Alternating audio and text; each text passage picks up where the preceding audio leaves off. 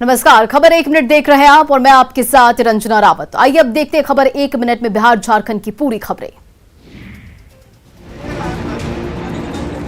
गोपालगंज के कुचायकोट थाना क्षेत्र के रामपुर माधो गांव में पंचायत के फरमान पर सवाल उठे हैं। सवाल पंचायत और पुलिस की कार्रवाई पर उठ रहे हैं। बीच पंचायत में सिर्फ शक के आधार पर युवक को बेरहमी से पीटा गया, तब तक पीटा गया जब तक वो अधमरा नहीं हो गया। आरोपी बार बार पंचायत के सामने खुद को बेगुनाह बताता रहा, लेकिन पंचायत ने उसकी एक न सुनी। बीच पंचायत में उसे डंडे से पीटा गया। दरअसल एक दलित युवक पर गांव के ही कुछ दबंगों ने मोबाइल चोरी करने का आरोप लगा दिया। बिना किसी प्राथमिकी और पुलिस को सूचना दिए दबंगों ने आरोपी को पहले घर से उठा लिया, पंचायत में ले आए और दम भरकर उसकी पिटाई कर दी। पंचायत में युवक की पिटाई का वीडियो भी वायरल कर दिया। आरोपी के पिता ने जैसे तैसे अपनी बेटी की जान बचाई और उसे इलाज के लिए अस्पताल पहुंचाया। अब कुचायकोट थाने की पुलिस ने भी पंचायत के लोगों के खिलाफ कार्रवाई करने की जहमत नहीं उठाई। मामला बढ़ने के बाद सदर एसडीपीओ ने मामले में कार्रवाई के आदेश जारी किए हैं।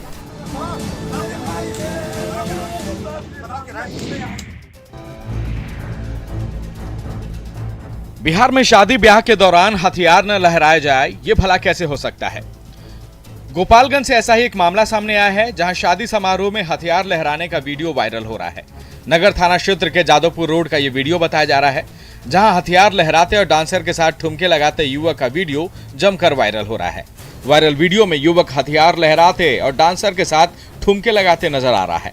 वायरल वीडियो में दिख रहा युवक का नाम कृष्णा कुमार है और ये भोजपुरी गाने पर चल रहे डांस के बीच हथियार लहरा रहा है। युवक बेखौफ होकर हथियार का प्रदर्शन कर रहा है। हालांकि वायरल हो रहे इस वीडियो की पुष्टि न्यूज़ 18 नहीं करता। वायरल वीडियो में दिख रहा ये युवक हाथों में देसी पिस्टल लेकर न केवल डांस कर रहा है, बल्कि डांस के दौरान ही डांसर की ओर ट्रिगर पर उंगलियों को घुमा रहा है। युवक को मानो पुलिस का कोई खौफ ही नहीं। इधर वीडियो सोशल मीडिया पर वायरल होने के बाद स्थानीय पुलिस भी हरकत में आ गई है। पुलिस वायरल वीडियो की जांच कर आगे की कार्रवाई कर रही है।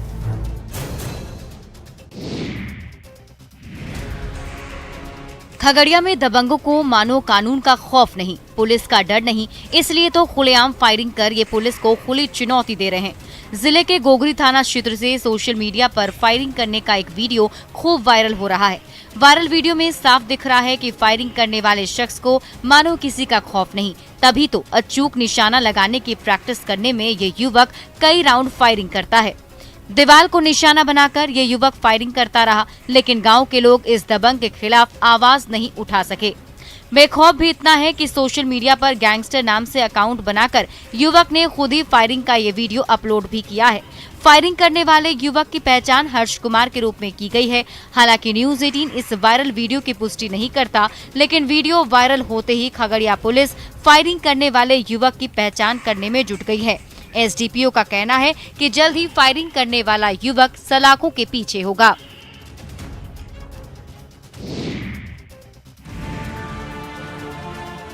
देवघर के घोरमारा की रहने वाली वीणा कुमारी उन लोगों के लिए हिम्मत है जो दिव्यांग हैं। उन लोगों के लिए वीणा कुमारी वो उम्मीद है जो हालातों के आगे हिम्मत हार जाती हैं। दोनों पैर से दिव्यांग वीणा कुमारी एक रोजगार के लिए पिछले 3 साल से प्रखंड से लेकर जिला मुख्यालय तक का चक्कर लगा रही हैं। वीणा इंटर तक की पढ़ाई की हुई है और वह एएनएम की ट्रेनिंग भी ले चुकी हैं। बावजूद इसके नौकरी मिल नहीं रही है। वीणा दिव्यांग जरूर हैं, लेकिन घर वालों पर बोझ बनकर नहीं रहना चाहती, इसलिए रोजगार चाहती हैं। लेकिन हर तरफ से रोजगार के लिए मायूसी मिलने के बाद मंत्री बादल पत्रलेख के जिले में आने की खबर उन्हें लगी। मां के साथ तुरंत पहुंच गई मंत्री के पास वो नौकरी मांगने। दिव्यांग वीणा मंत्री के सामने ही रोजगार की मांग करने लगी और फूट फूट कर रोने लगी। कृषि मंत्री ने भी दिव्यांग वीणा को निराश नहीं किया। आचार संहिता खत्म होते ही नौकरी देने का वादा कर दिया। 1000 रुपए महीने की पेंशन से जी रही दिव्यांग वीणा मंत्री से मिलने के बाद उम्मीद लेकर घर लौटी है।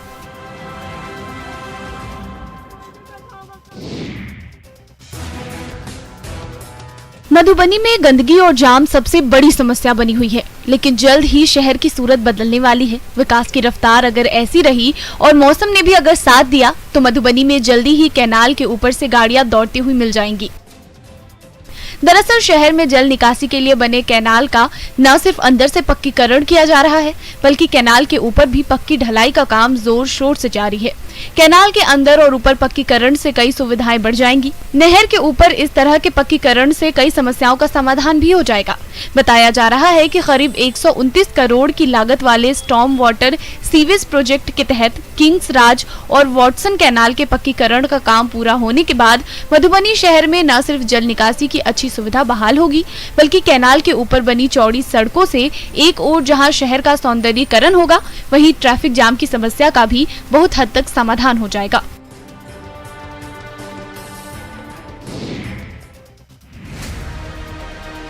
भीषण गर्मी से तापमान 44 डिग्री सेल्सियस, ये रोहतास जिला का तापमान है।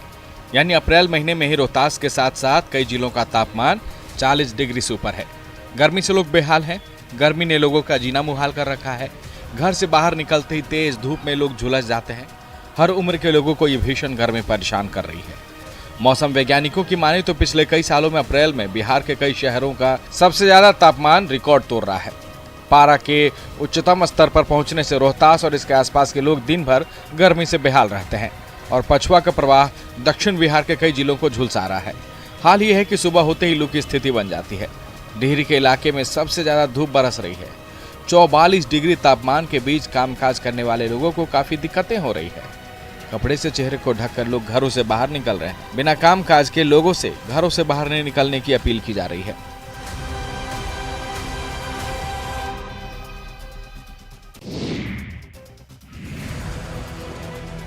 भीषण गर्मी से लखीसराय की जमीन सूखने लगी है। इस भीषण गर्मी में जिले के कई जल स्रोत भी सूख गए हैं।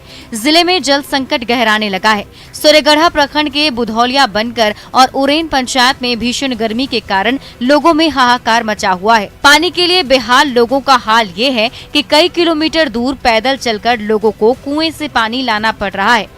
जिले के पहाड़ी और जंगली इलाके में रहने वाले लोगों के लिए दिक्कतें और भी ज्यादा बढ़ गई हैं। नौकाडी, बसुआचक, चंपानगर, मंझियावा, उरेन गांव में जल स्रोत सूख जाने से कुआं ही सहारा बना हुआ है। वो भी गांव से कई किलोमीटर दूर होने से लोग सुबह से पैदल पानी लाने निकल पड़ते हैं। भीषण गर्मी से गांव में चापाकल और बोरिंग सूख गई है। जिला प्रशासन की ओर से अब तक लोगों के लिए पेयजल की व्यवस्था नहीं की गई। यानी इलाके का एक पुराना कुआं ही लोगों की जान बचा रहा है। गांव के लोग पीने से लेकर घर का सारा काम इसी कुआं के पानी से करते हैं।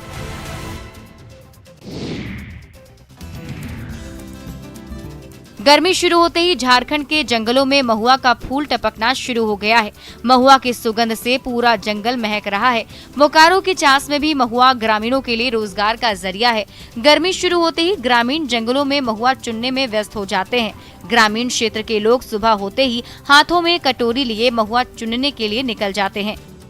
महुआ चुनने वालों में ग्रामीण क्षेत्र की महिलाओं की संख्या ज्यादा होती है। जंगलों से महुआ चुनकर ये ग्रामीण दोपहर तक घर वापस आ जाती हैं। इसके बाद ये ग्रामीण अपने आंगन या घर के बाहर मचान बनाते हैं। उसके ऊपर महुआ को सुखाते हैं। दरअसल अभी गर्मी के मौसम में महुआ का शुरुआती सीजन चल रहा है, जिसके कारण ग्रामीण परिवार महुआ चुनने में व्यस्त हैं। जंगलों से महुआ चुनने वाले लोगों का कहना है कि गाँव के ग्रामीण महुआ बेचकर रोजाना 200 से 300 रुपए प्रति आमदनी कर लेते हैं और सीजन में 20,000 रुपए कमा लेते हैं।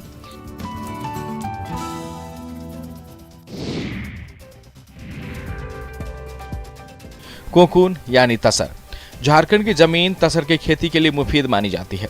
गोड्डा के कई इलाकों में बड़े पैमाने पर तसर की खेती हो रही है। इलाके के किसान तसर की खेती से जुड़कर अच्छे पैसे कमाने के साथ साथ आत्मनिर्भर भी बन रहे हैं। जिले के तितली गांव में एक किसान ने कोकून की खेती कर इलाके के कई किसानों के लिए उन्नति का रास्ता खोला है। किसान केशव राय ने एनजीओ की मदद से पहले कोकून की खेती के लिए प्रशिक्षण लिया और अब बड़े पैमाने पर तसर की खेती कर रहे हैं। तसर की खेती करने वाले किसान केशव राय का कहना है कि तितलियों के अंडे से निकलने वाले कीड़ों को वो पेड़ पर छोड़कर आते हैं और करीब 50 से 60 दिनों तक उसकी देखभाल करते रहते हैं। तब जाकर कोकून तैयार होता है और उसे पेड़ से तोड़कर घर के कमरे में माला जैसे लटकाया जाता है और फिर कोकून का धागा तैयार हो जाता है। तसर की खेती करने वाले किसान का कहना है कि कम मेहनत में मुनाफा ज्यादा होता है। घर से ही इस तरह के किसान कम मेहनत कर हजारों रुपए कमा रहे हैं।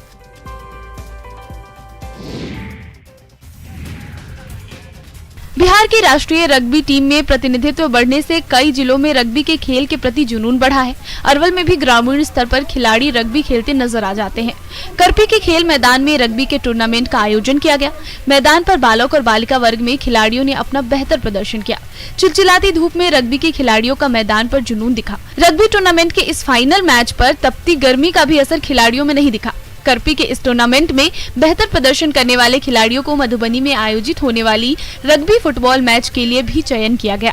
वहीं टूर्नामेंट के फाइनल मैच को देखने पहुंचे स्थानीय विधायक महानंद सिंह ने तपती गर्मी के बीच टूर्नामेंट के आयोजन को लेकर सवाल उठाए। विधायक ने साफ साफ कहा कि इस भीषण गर्मी में इस तरह के टूर्नामेंट पर रोक लगाई जाए। इससे खिलाड़ियों की सेहत पर असर पड़ सकता है। तपती गर्मी से खिलाड़ी बीमार पड़ सकते हैं, इसलिए आयोजकों को इन बातों का खासा ध्यान रखना चाहिए।